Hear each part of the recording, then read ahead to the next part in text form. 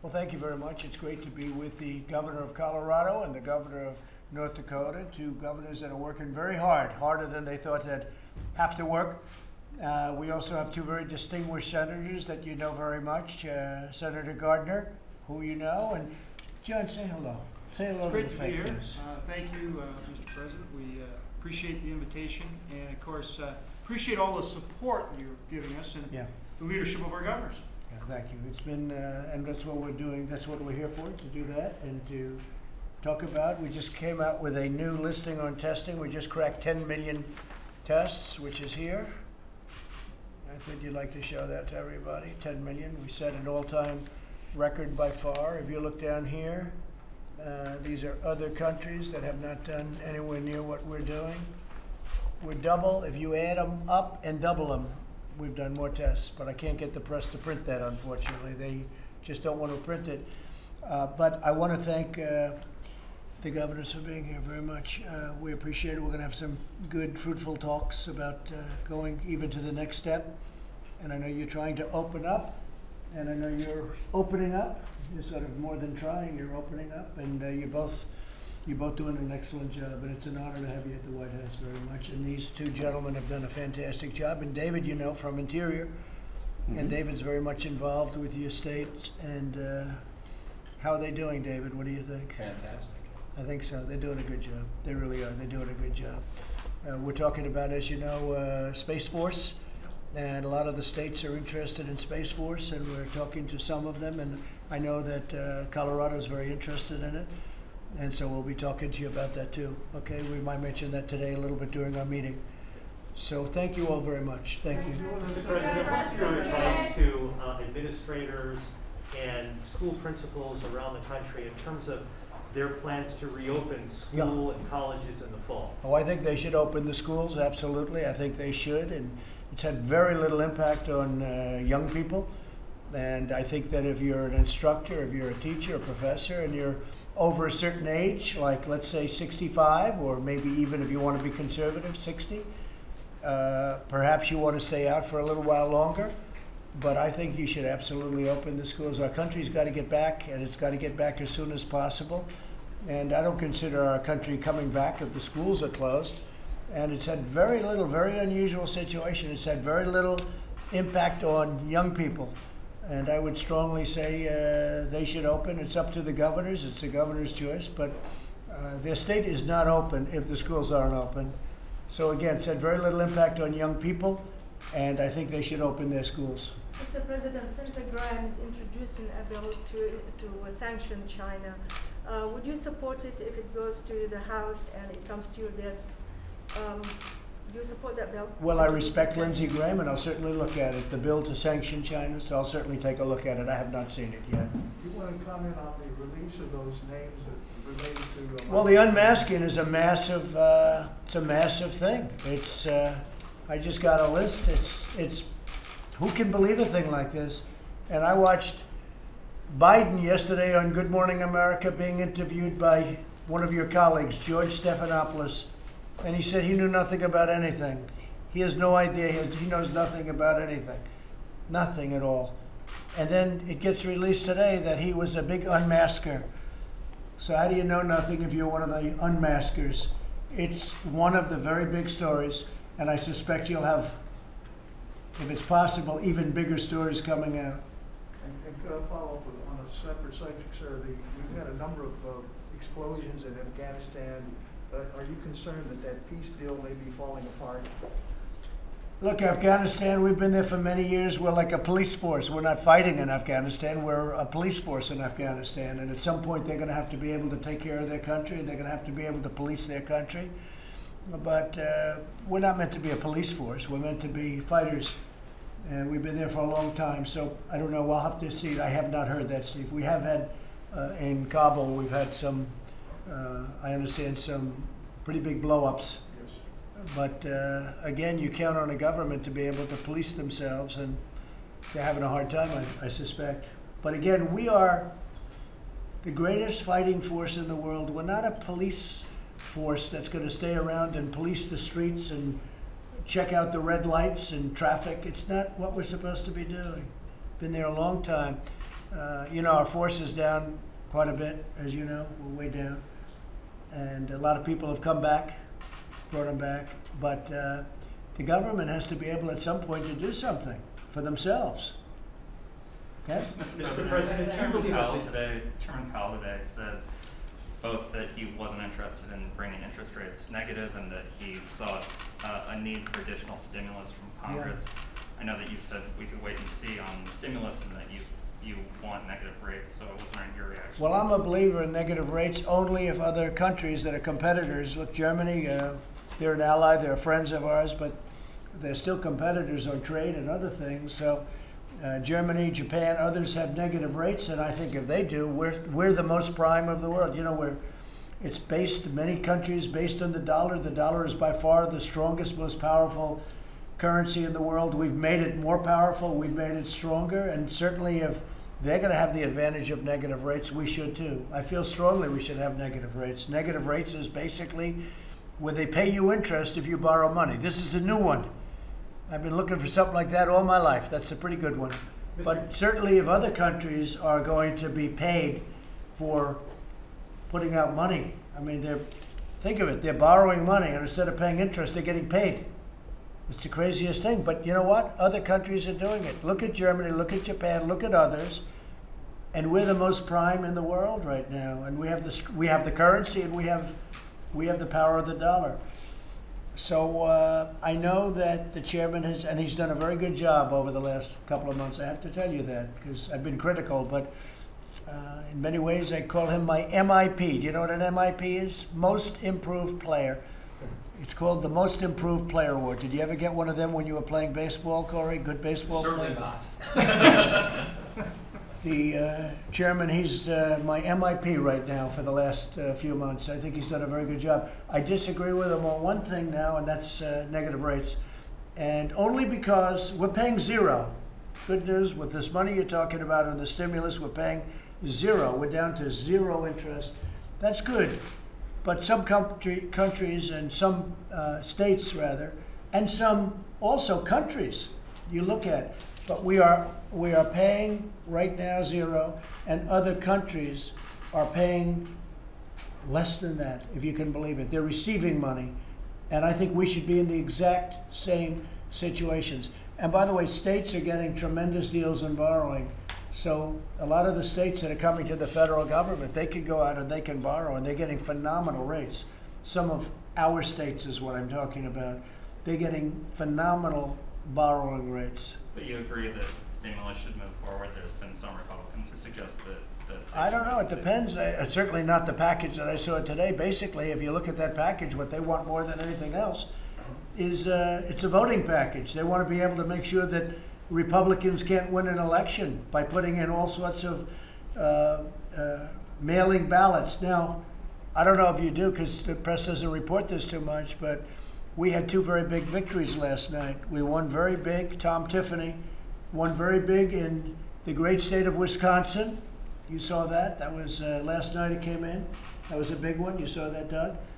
And won by a very, very substantial margin. And in California, of all places, we had a fantastic race, and this was all mail-in ballots. This was all mailed ballots. And when they saw, because it was mailed, they saw they were losing 3 days ago, and they ended up putting polling booths into basically Democrat areas. But despite that, it's looking like Mike Garcia. I don't know if they've called the race yet, but he was substantially ahead. That's the problem with mail-in ballots. Are they going to dump a whole pile of ballots on your desk just before the election? So the problem with the mail-in ballots, it's subject to tremendous corruption, cheating. And so I'm against it. And if you look at the bill that Nancy Pelosi is putting in, has a lot to do with elections, and that we're not going to lose elections because of that. Is that a non-starter? And I do think you should mention the fact that the Republicans won 2 major congressional seats last night. I think it's really worthy of mentioning. Mr. President, do you believe that the judge presiding over the Mike Flynn case... Well, let's finish with your question. Is that bill a non-starter, or is there anything in there you could support? Or? Well, it's, as they say, DOA, right? Okay. DOA, dead on arrival. Mr. President. Of course, Nancy Pelosi knows that, you know, obviously. Thank you, Mr. President. Do you believe that the judge presiding over the Michael Flynn case, Emmett Sullivan, ought to recuse himself or be disqualified for being biased against Mr. Flynn? I was just with General Milley and some other generals, and I asked them about General Flynn. Do you know him? They said, yes, sir, I've known him for 20 years. What do you think? He's an incredible man, an incredible soldier. He's an incredible general. This is General Milley, head of the Joint Chiefs of Staff, 4-star. He's done fantastically. He thinks General Flynn is a great, great gentleman and a real fighter. And when I see what is happening to him, it's disgraceful. And it was all a ruse. And by the way, the FBI said he didn't lie. The FBI said he did not lie. So with all this stuff I'm hearing about lying, the FBI said he didn't lie, but the sleazebag said, well, we don't care what they say, we're saying he lied. Okay, but the FBI, you remember when they left, they said he didn't lie. What they've done to that man and that family is a disgrace. But I just tell you that because I just left General Milley and he said, a great man and a great soldier. Would you consider a pardon for Mr. Flynn? I won't talk about that, but he's going to be okay. He's going to be just fine. What about the judge? And I'm very, very saddened by what's happening to General Flynn and others. I want to tell you right now, and others. Please. Dr. Fauci yesterday was a little cautious on reopening the economy too soon. Do you share his concerns? About reopening what? Reopening the economy too soon in some states. Look, he wants to play all sides of the equation. I think we're going to have a tremendous fourth quarter. I think we're going to have a transitional third quarter. And I think we're going to have a phenomenal next year. I feel that we are going to have a country that's ready to absolutely have one of its best years. Next year, with all of the stimulus and all of the fact that it's a pent-up demand like I haven't seen. And you see it right now. These two really professional, good governors that do such a, work so hard. I know both of them very well. One happens to be a Democrat, okay? But we've worked together, and I think we've worked together very well. And one, you would expect me to say that, but it happens to be true, okay? Really good job, too. But we've worked very, very well together. They want to get their states open. Some governors and some perhaps partisans, maybe for election reasons, don't want to have their states open. And then some shouldn't open them quite yet. They're not ready. They went through a lot and they're not quite ready. But no, we're opening our country. People want it open. The schools are going to be open. I was seeing the other day Purdue, a great school, great college, university. And Purdue is opening and others are opening and they're all announcing it. These are young people. These are students, young students. They're in great shape. They're in great shape. Now, will you have an incident, 1 out of 1,000,000, 1 out of 500,000? Will something happen? Perhaps. But, you can be driving to school and some bad things can happen too. So, no, we're going to open our country. Sorry, we want it open. When you say Dr. Fauci is playing both sides, are you suggesting that the advice? Well, I was surprised. I was surprised by his answer, actually, because, it's just, to me, it's not an acceptable answer, especially when it comes to schools. The only thing that would be acceptable, as I said, is professors, teachers, etc., over a certain age. I think they ought to take it easy for another few weeks, 5 weeks, 4 weeks, who knows, whatever it may be.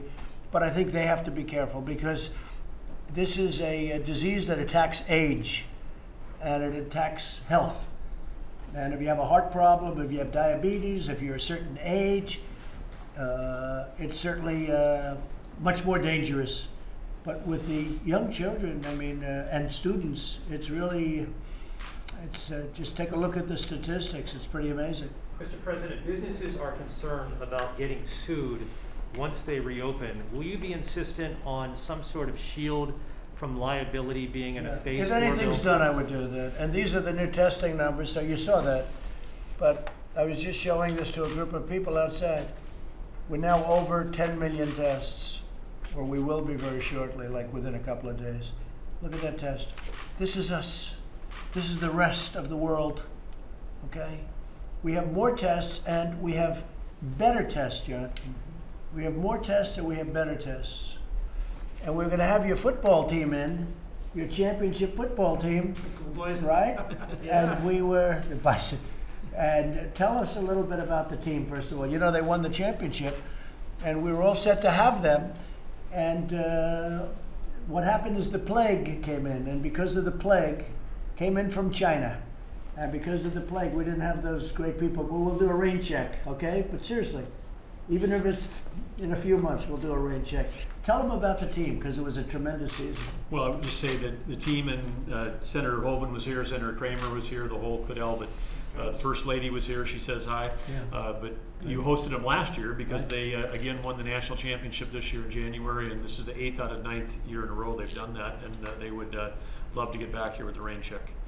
So I watched the game on television, the championship game. I didn't know too much about it. I don't get to watch too much of the television football games, right? And I'm saying, man, that team is really good. They were really good. And then I got a call from Doug, and I get a call from John.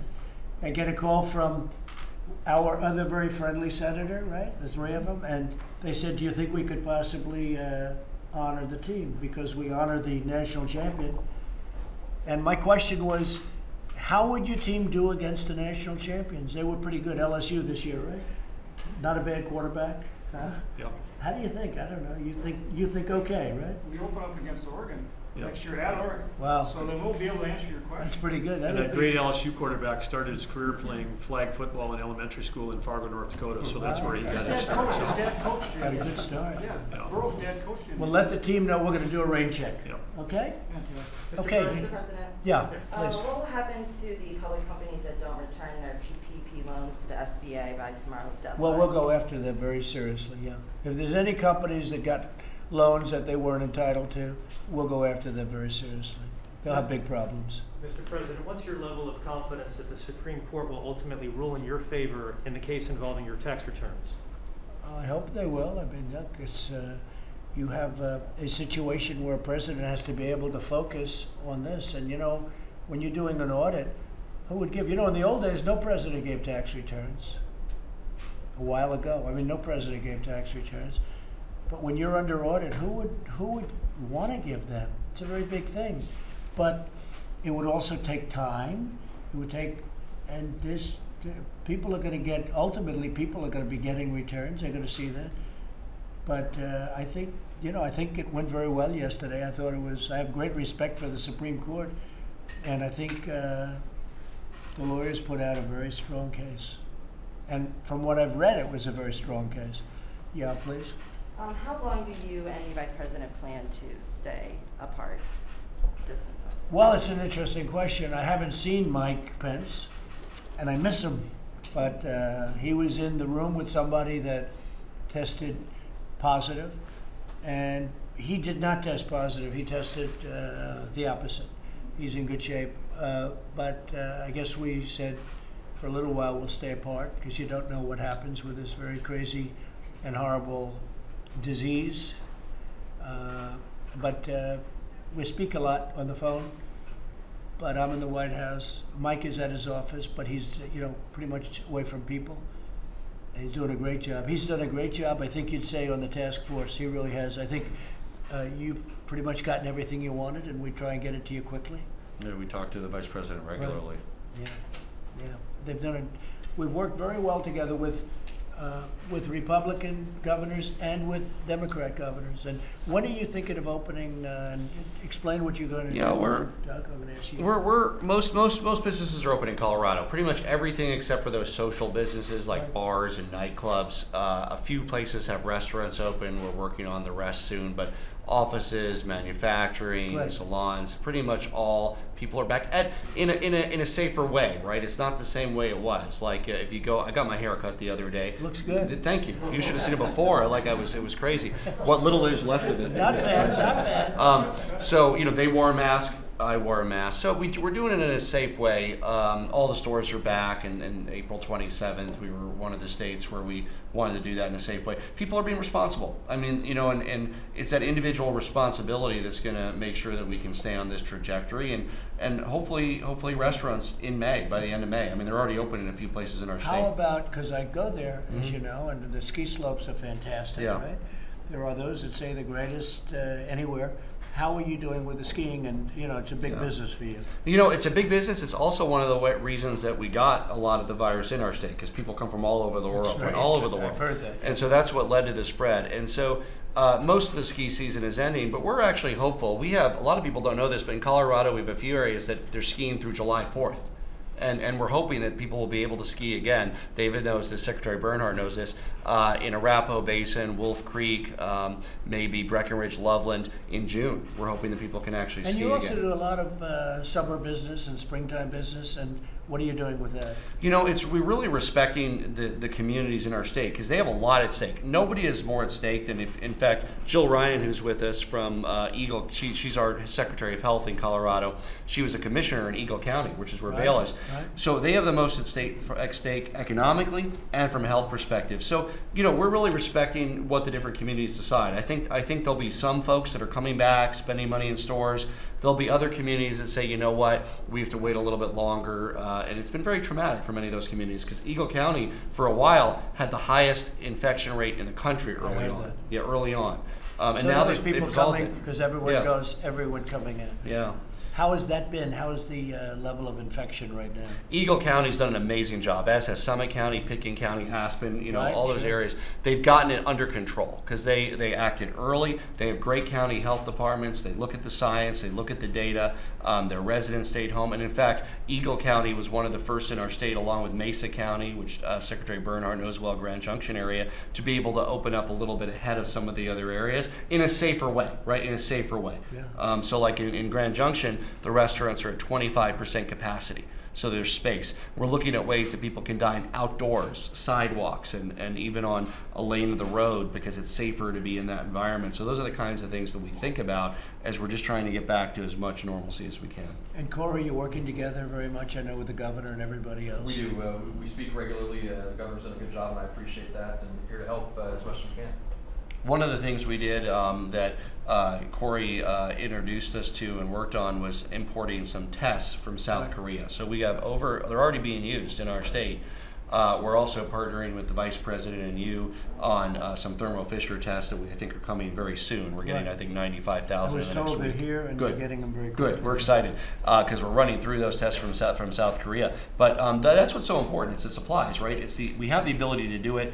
The labs to do it. You guys sent around the labs. We have the capacity, but it's getting the tests in. And so, both with the Thermo Fisher test, the Abbott test, the Solgen tests, we're mixing and matching across. We have 32 free community testing sites across our state. Some of them you drive in, some of them you walk in, but those are free. And that's in addition to the hospitals and doctors' offices. Right. Of course, you get tested there. But we have 32 free community testing sites in different parts of our state. And you have good health care in that state. Yeah. And Mr. President, so I think the key that Jared has talked about, the governor's talked about, is you have counties that have a plan that they're able to open up earlier than others because of the work that they're doing. And so when the governor's talking about Grand Junction, you have restaurants that aren't just open, but you have dine-in in some of these restaurants, which I think is maybe some of the first around the country to actually reopen to dine-in because of the good work that they have done together. And then we wanted to, for our restaurants were open throughout this whole period in our state. Right. They just did delivery, they did takeout, they did curbside, and we even waived some of the laws so they could sell alcohol curbside and sell alcohol delivery, because that extra piece can make the difference between them staying in business or not. How do those restaurants do with the takeout?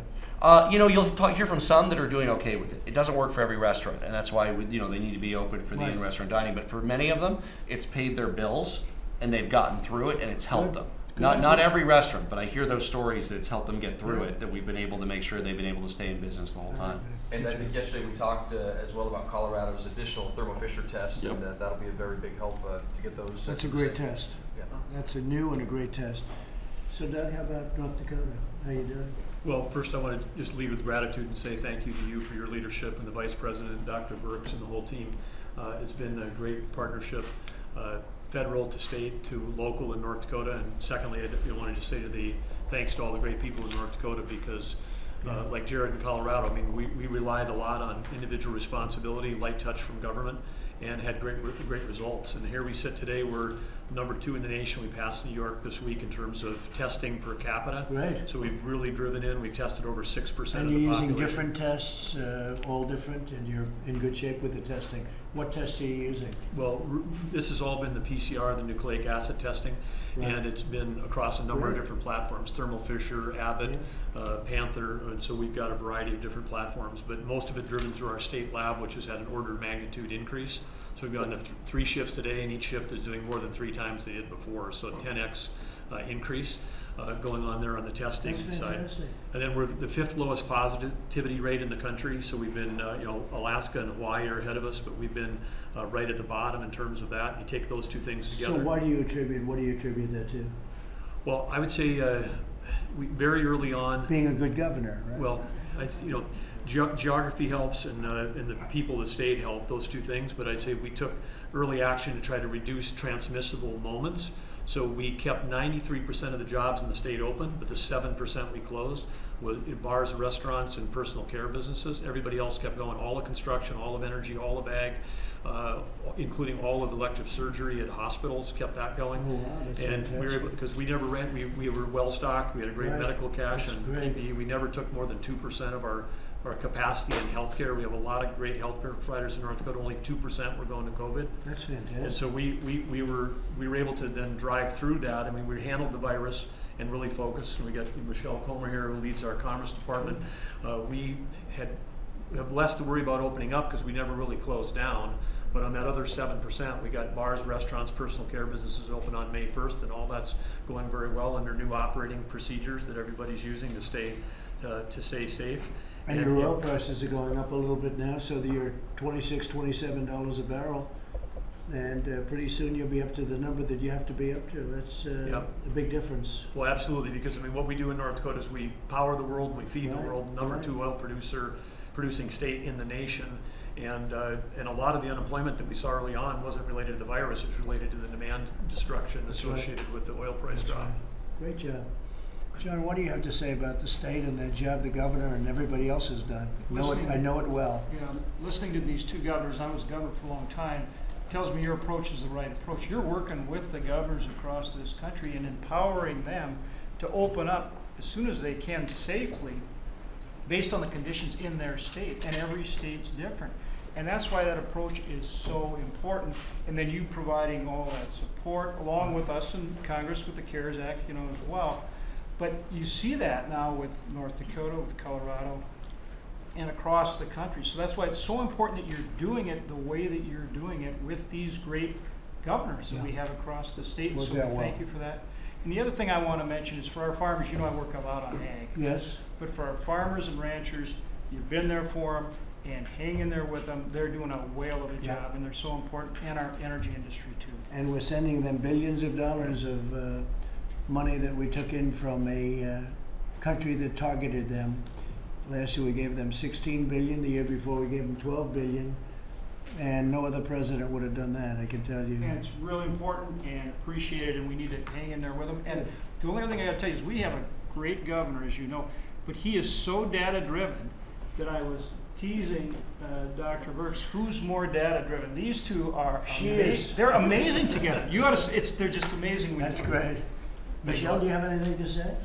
Well, it's been a privilege to work for Governor Burgum. I think it's through his wisdom that, we've talked a lot about lowering the curve, but as Governor Burgum pointed out, we didn't close the state, so I feel like we raised the bottom. And we've had the good fortune to work very, very closely with our business community, and it's through that process and the open dialogue and the collaboration and the hyper-connectedness in our state that we were able to build our what we call North Dakota Smart Restart protocols with our business community over the span of about 8 days. And so we were closed for 40 days and 40 nights, and we are opening in a safe way. That's fantastic. We're really proud of the work that's happened there. You've done a great job. Thank you very much. Thank you. And just to finish off, go ahead. Well, hi. Thank you, Mr. President. I want to thank the federal government for its partnership on our COVID-19 response, and particularly the supplies you've given us, the tests, and look forward to that continuing. And The more people we can test, and then we can force multiply that with contact tracing, so we can quarantine people that haven't even had a test yet. That's really, the way that we're going to contain the virus in Colorado. We've got a local public health department that covers every county, and they are ready to do testing and contact tracing, and so that's our plan. That's it's great. going to be a statewide effort. Well, thank you very much. Terrific job, too. And while we're here, I want to also say Secretary Bernhardt doing a fantastic job, because we had a chance to interact with him on national parks. We had great things going on in the Theodore Roosevelt National Park as we move ahead with the Theodore Roosevelt Presidential Library. That's right. We've got the U.S. Fish and Wildlife, BLM. We've been great partners working with the 5 tribal nations that are headquartered in North Dakota with whom we share geography, and we've done great collaboration with those tribal leaders on testing through COVID. But I just want to thank the Secretary. They've had a lot of difficulty in the different tribes, haven't they? They A lot have. of difficulty. But I Tremendous want to thank the difficulty. Secretary and BIA and for all their support as well through all Good. this. David, you've done a great job. Do you feel comfortable with all those cameras right behind your head? So, you gave me clear direction to work with governors to open things up. We work with local communities. Our parks, my goal is that we're right on the shoulder of the governor. We've worked with Larimer County and Health Department and Estes Park to bring that online. We've opened up Theodore Roosevelt, and we just announced today the timing of the opening for Yellowstone. So we're moving So you're forward. getting those parks open, right? Absolutely. So I hope everybody's listening. The parks are opening, They're, and rapidly, actually. with those governors. Right, and with those governors. You want the help from the Yeah, governors. even with the counties, more Absolutely, even with the within a counties. state. And we're all excited because recreating outdoors is safe and healthy. Yeah. The flip side is we're not yet ready to have all the people from other states and other And countries that's why coming we're in. So that's collaborating the with balance. those local communities to ramp So up. in all the- cases, you're working with governors on opening the big. and local towns. That's great. Absolutely. That's great. Great job. Thank you. Good neighbor. Thank you very much, everybody. President, one final question. How do you increase the confidence in the American public to go travel on America's airlines right They now? have great confidence, and they have great confidence in us, and they have great confidence in the airlines. We've saved the airlines with $25 billion and another $25 billion, and we have airlines that are now in good shape. I mean, they're going to pick up with the fares and with the seats, but the airline industry is in good shape. We've been able to save the airline industry, which would have been devastating if that happened. So they're in good shape. Thank you very much. Thank you. Thank you. Thank you, Brad. Thank you.